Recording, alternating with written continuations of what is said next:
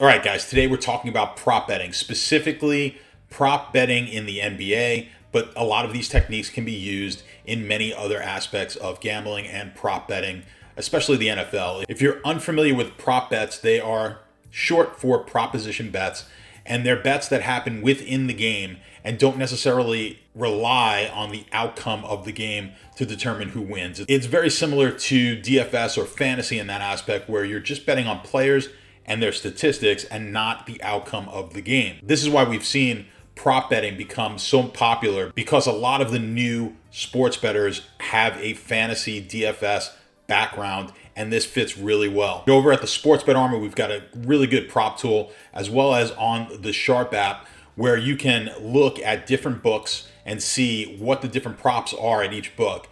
It is essential to really have a lot of different sports books, access to those sports books when you are prop betting, because each book is going to have different lines and different props for each player. So finding the prop that really works for you and finding the value in that prop is essential in making money. Having just one sports book limits you and pigeonholes you into certain bets you can make. You won't have as much access as a professional would. And again, by going to Sportsbet Army or downloading the Sharp app, you'll be able to see all the different sports books and the props at each one of those books, which will help you find the best possible prop for you. Let's go over now the calculations to find good value on prop bets. Okay, let's look at PJ Washington and his prop tonight for points scored, which is 14.5 over at Draftkings. The juice on this is 104 on the over, minus 132 on the under, and that's plus 104 juice. It's funny because as I was doing this before setting up the video, the line on this was actually the under was minus 109, I believe, and the over was minus 113. So it was actually juiced a little bit to the over side. And as you'll see as we go through these numbers, I thought that was a pretty good bet on the under. And then not 10 minutes later, when I went and took a look at this again, we've now moved to minus 132 on the under, and we are getting plus money now on the over. So a lot of people out in the market agreed with me. They probably got some sharp money come in here on the under. But let's go ahead and go over how exactly I calculated that. So we've got the prop PJ Washington, and this is a points prop. Again, 14.5. This is value X, and that will become a little bit more understandable why I write that X value in there. But this is what the book is offering. Label it as you will. This is the under juice, the over juice. The average points for PJ Washington in games he has started this year is 12.06. You can do that calculation on your own, get the information from a multitude of sources. I went to Basketball Reference and got that number. Same thing with points per minute. So I'm figuring his points per minute. I have all of his minutes in each and every game this season with the average points that he has scored. And of course, you could figure out the points per minute, which is 0.4. Now, projected minutes, this is a variable that you're going to have to figure out exactly how many minutes you're projecting this player. This is the same thing we do in DFS.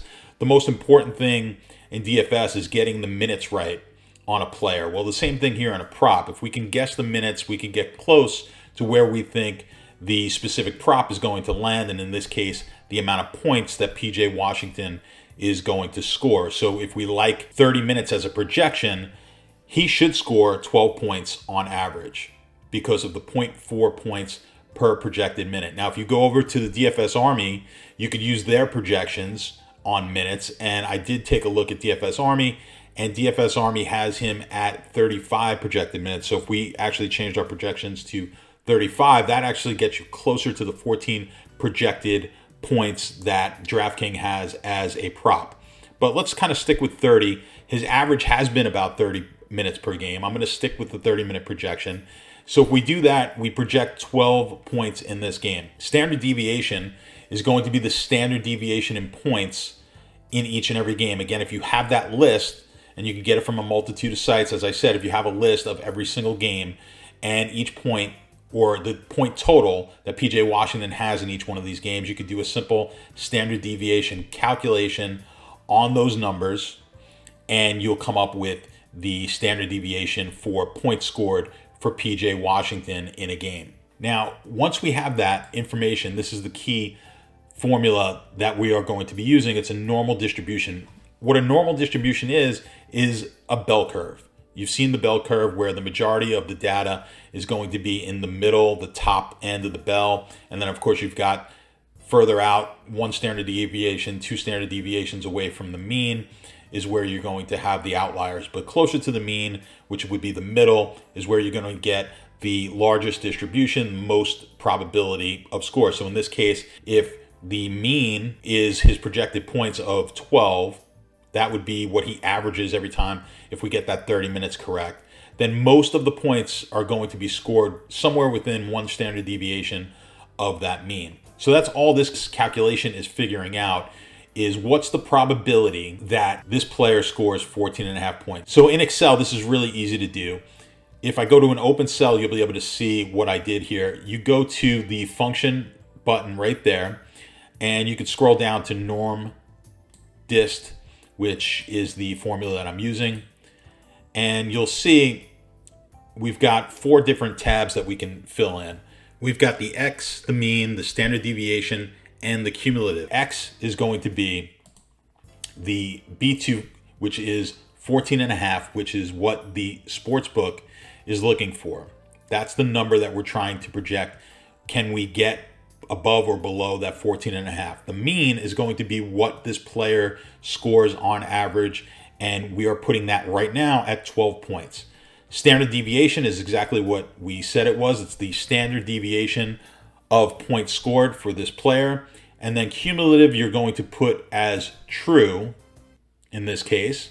And that's going to take the cumulative results of everything up to the 14.5. And then what we're going to do is that's going to be the probability of the under, because that is going to figure out all the probabilities of 1 point being scored, 2 points, 3, 4, so on and so forth, up to 14 points. And then from 15 points on is going to be the probability of the over. To calculate that, we just do 1 minus this cell right here, which is the probability of the under, because he has a 100% chance to finish either over or under this 14.5 number. But we're not done. Now we have to see if there's value in those numbers. So we want to convert the juice from the sportsbook into a percentage. If you go to my video on variable size betting or money lines, look at both of those videos, you'll understand these calculations a little bit better.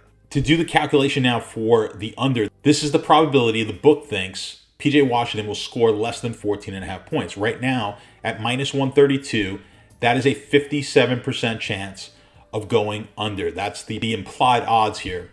And the odds on the game going 15 points or more are 49% based on the plus 104 number, right? So anything positive over 100 has to be sub 50%, because 100 would be a 50-50 proposition. Anything minus is going to be higher than 50%.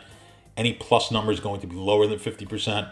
Again, refer to those videos and you'll get the calculations on those. Now, to figure out the edge, we're simply just going to take, for the under, the probability of the under as we have it, our probability. We're going to subtract out what the probability the book has and then divide it by the book's number, and we get our edge. And we do the same thing on the over. And as we can see here, we've got about a 10% edge that PJ Washington comes under if our projected minutes are correct and we're doing and we're satisfied with how we're projecting. But this is only one way to project the points. Of course, you can add in things like the opponent that he's playing. Tonight it happens to be Milwaukee, which is a fairly good defensive team. So this projection might be actually high. You want to put in as much data as you think you need to, but you don't want to get too crazy with these. But you may think, this is really the key number. You may think that he does 35 minutes tonight, and then that's going to change these numbers drastically. If DFS Army is correct and it's 35 minutes, you're going to see there's no edge anymore on the under, no edge on the over, and this is not a bet that we want to take. If you think there's a pretty good chance he goes 30 minutes, then we're going to want to make this bet on the under with that 10% edge. So this is a really easy way. You could do this for obviously every player, and you could do this for a variety of different stats. A real good way to go about figuring out if you're getting value on your prop bets. So prop betting, like I said, has become really popular, especially with the newer bettors, the fantasy sports players, the DFS players. It's just an extension of what we do on a daily basis as DFS players, which is trying to project players' statistics and scores. So you can understand how that can extrapolate over onto prop betting. So utilize normal distribution. It's very simple. Go back, you can watch the video a couple of times, get the formulas down. Really, obviously, the key is where your projections are at. But what I wanted to show you was it's not just the projection that matters. It's not just saying, well, I think this player scores about 13 points tonight. If I think Washington's going to score 13 points, that's my projection, and they're offering 14 and a half. That doesn't mean I'm necessarily going to be betting the under. I have to take into account what the juice is. The sports books on these prop bets don't change the actual number, the over-under, once they post that prop bet. What they do is change the juice, because you're going to have bets coming in on either side. You're going to have some sharp money coming in, and the juice is going to change. They won't change the 14 and a half. They'll change the juice. So you can often find some really juicy plays on prop betting. And this is a way you could go about building some spreadsheets, accumulating data, and becoming more profitable in prop betting. So hopefully this was helpful to you. If it was, please subscribe. We're going to have a lot more videos like this. Also, download the Sharp app in the App Store for free. So until next time, I look forward to seeing you all back here for more sports betting explained and sports betting educational material.